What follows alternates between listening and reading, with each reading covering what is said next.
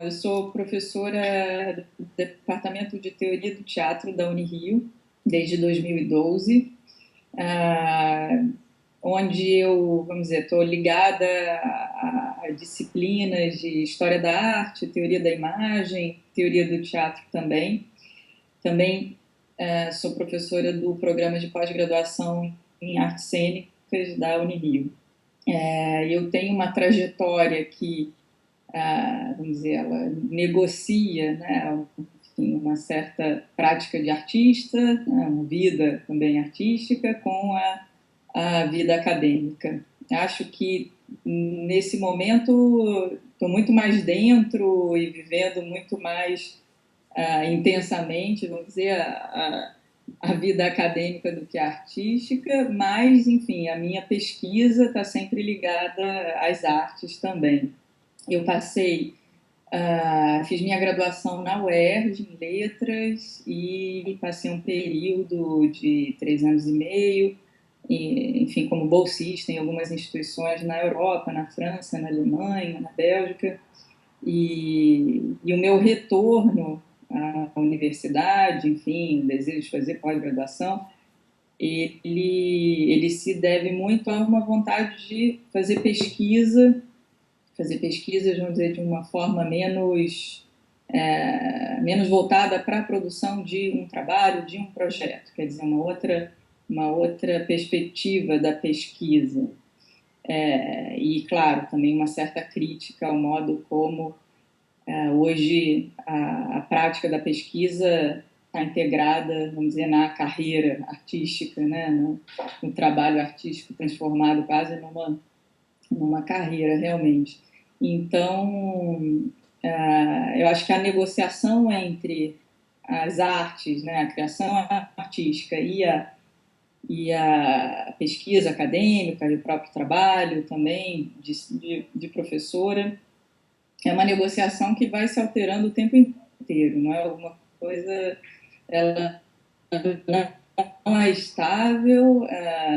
Acho que ela se modificou muito para mim nos últimos anos. Eu me sinto bastante bem na universidade, apesar de todas as questões que a gente conhece, estruturais, etc. Enfim, acho que há condicionamentos, existe uma certa situação de precariedade, mas, por outro lado, também existe uma possibilidade de levar adiante pesquisas que me interessam fazer.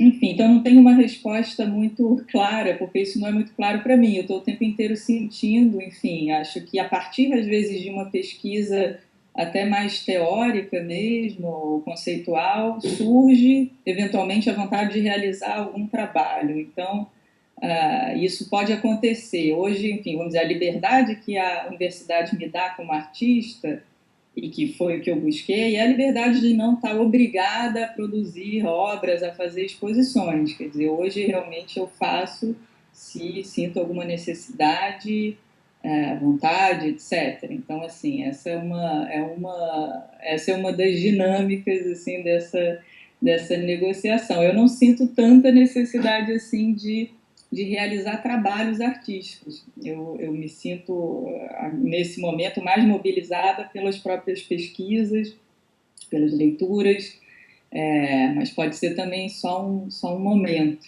Tem uma pesquisa que eu estou um pouco, enfim, concluindo, não que ela tenha terminado, mas eu, de uma certa maneira, estou concluindo a minha proposta, enfim, as minhas leituras, que é sobre a relação entre teoria do teatro e o surgimento dos desenhos animados, das animações no começo do século XX, e, enfim, uma análise sobre também uma certa literatura e um imaginário literário que produz imagens corpóreas e cenas, enfim, físicas que se aproximariam muito da plasticidade dessas animações. É uma pesquisa que eu fiz durante os últimos 2 anos, também lidando com historiografia da arte moderna, o lugar da animação na discussão sobre figuração, abstração, cena, imagem, artes da cena e artes plásticas. E paralelamente a isso agora, eu estou iniciando uma pesquisa que, enfim, já vinha fazendo de uma maneira mais solta, mais desorganizada, sobre as imagens pré-históricas e aí com foco nas imagens pré-históricas, né, do Brasil, aqui dos sítios arqueológicos brasileiros, e sobre a missão franco-brasileira de arqueologia que aconteceu nos anos 70, sobretudo na região de Lagoa Santa. E essa é uma pesquisa que tem uma dimensão mais teórica, de, enfim, conceito de imagem, como lidar com a imagem pré-histórica, como a arqueologia lida com essas imagens, como uma certa filosofia contemporânea também vai se aproximar disso, a história da arte. Mas também acho que essa pesquisa pode gerar algum outro tipo de resultado mais artístico, propriamente. Surgiu mesmo da vontade de, enfim, de criar um espaço alternativo, digital principalmente, para publicações, enfim, menos convencionais, enfim, um pouco motivada por uma certa inércia, acho, até das publicações de arte aqui, assim, onde você teve uma tendência muito forte a catálogos de luxo, catálogos muito grandes, mas você não tem tantas publicações mais leves, de baixo custo, de, por exemplo, desenho, enfim, experiências desse tipo. Também surgiu a partir de uma pesquisa que eu fiz sobre desenho e que, enfim, você tem pouca bibliografia e você tem poucas coleções também voltadas para a questão do desenho, que é o desenho. Então surgiu um pouco também como uma ideia de fazer o trabalho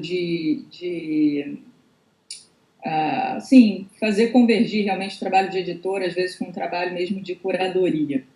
Então, a editora é uma espécie de arquivo digital, mas, vamos dizer, os resultados são formalizados em livros, né? Então, também por isso uma editora e não simplesmente fazer uma plataforma digital. Então, quer dizer, existe um cuidado de acabamento, né, de um livrinho digital. Mas a ideia também é que os arquivos, esses livrinhos, sejam totalmente disponibilizados e de maneira gratuita, e aí a partir realmente de uma certa situação do estudante brasileiro, enfim, ou lusófono. É muito difícil para uma editora independente, enfim, eu adoro os livros de papel e tenho, assim, sou super bibliófila, no certo sentido, mas a ideia de disponibilizar também uma bibliografia contemporânea, de traduções e também de tentar selecionar textos, às vezes, que surgem realmente de uma maneira mais esparsa, que ficam meio à margem, às vezes, do corpo de livros principal de um autor. Então, a gente também criou uma coleção de pequena biblioteca de ensaios para trabalhar com esse tipo de texto, às vezes mais marginal ou enfim, que se descola um pouco, às vezes, das pesquisas principais, também para tentar entender, enfim, as várias possibilidades, a maleabilidade do ensaio dentro de toda uma literatura teórica, mas que também tem a sua dimensão literária muito forte mesmo na filosofia.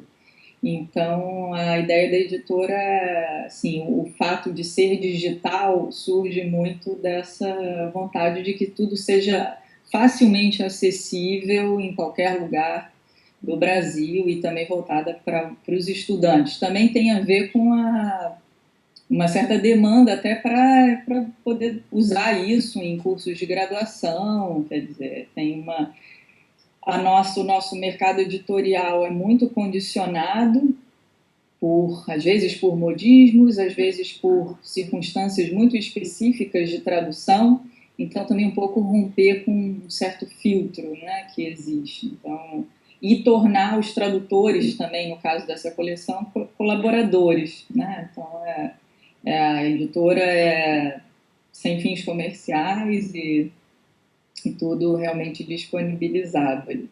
Mas a ideia era fazer uma editora que fizesse sentido, vamos dizer assim, que está dialogando com o contexto editorial brasileiro, está dialogando e está tentando intervir nesse contexto.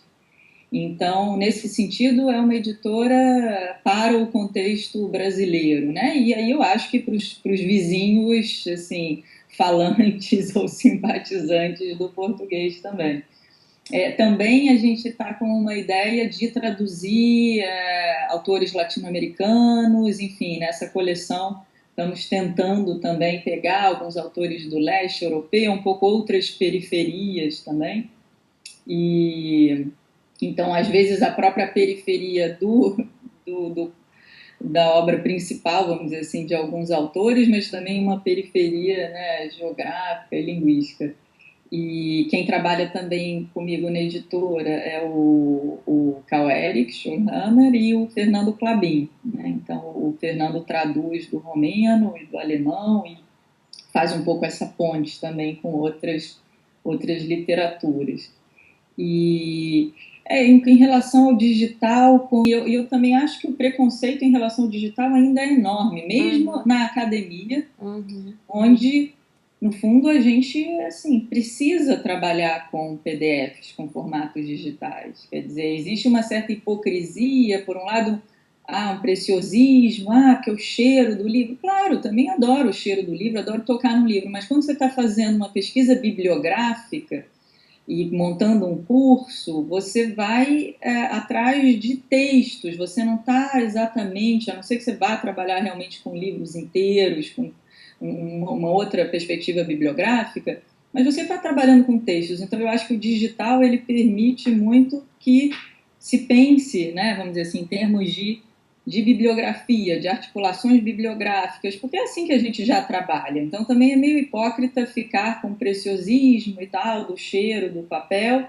se a gente academicamente já trabalha muito assim. Então as bibliotecas demoram a atualizar os acervos e os alunos efetivamente não têm como adquirir os livros que não estão na biblioteca, ou que às vezes existem, mas em pouca quantidade. Então, eu acho que é preciso enfrentar também uma cultura, né, da leitura digital que já existe na academia e sair um pouco dessa posição muito purista, ou muito, que no fundo é uma posição realmente, eu acho, muito hipócrita, porque a gente precisa trabalhar com arquivos digitais. Então seria muito mais a nossa ideia até com a editora de criar arquivos digitais bem feitos, bem acabados, direitinhos, que sejam confortáveis também de ler, que sejam fáceis de imprimir, não são textos longos também. Mas acho que você poder pensar em termos de, por exemplo, comprar capítulos de um livro, não é o nosso caso que a gente não trabalha com comercialização. Acho que, assim, para você poder trabalhar na universidade, isso seria uma flexibilização importante, que ainda aqui no Brasil isso não existe. Então, também a gente tem uma quantidade enorme de bibliografia que é assim, né, que é o volume morto, assim, né, uma bibliografia que está assim inacessível, invisível, e das edições todas, anos 60, 70, 80, edições que se esgotaram, os direitos não foram renovados e que estão num limbo. Então, eu acho que também tem um pouco esse trabalho que pode ser feito, né, no ambiente digital, de tentar, então, tornar isso realmente acessível de uma outra maneira. E a gente sabe que, enfim, tem problema de distribuição, tem problema das livrarias, então eu acho que também tem um lado um pouco mais de enfrentar a realidade da circulação de textos.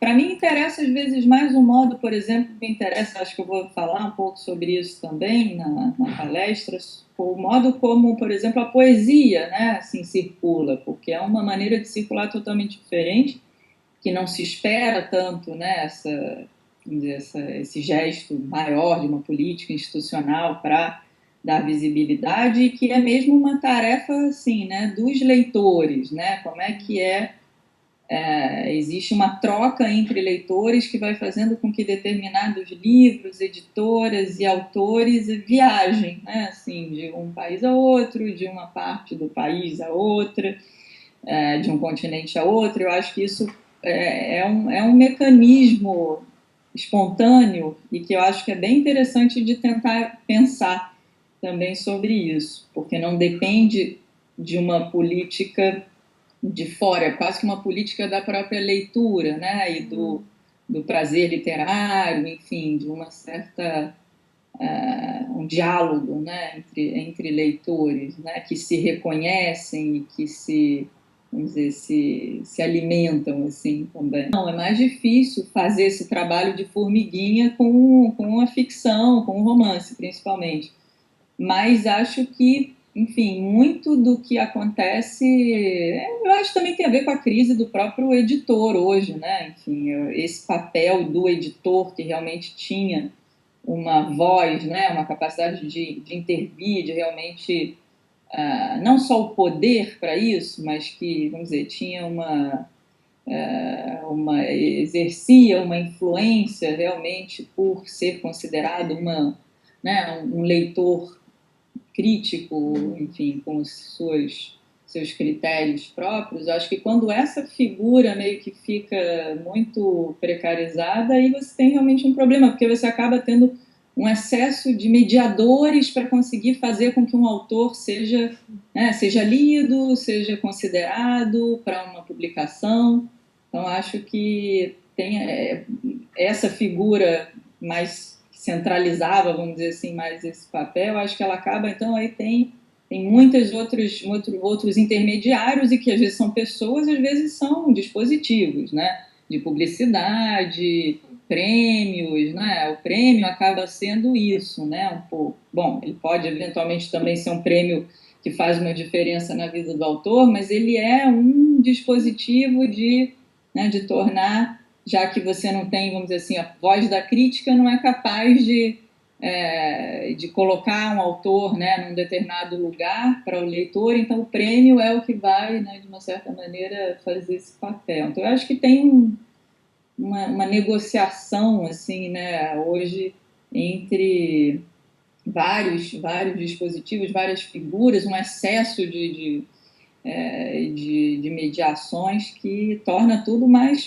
complicado, né? Assim, parece realmente assim, uma epopeia, às vezes, para alguma coisa que é o curioso na poesia, que assim, como você não passa por todas essas mediações, ela vai é muito mais é muito mais epidêmico e é muito mais direto, né? Tem muito mais a ver com uma certa comunidade de leitores, né, do que com essa comunidade, vamos dizer assim, do mercado editorial.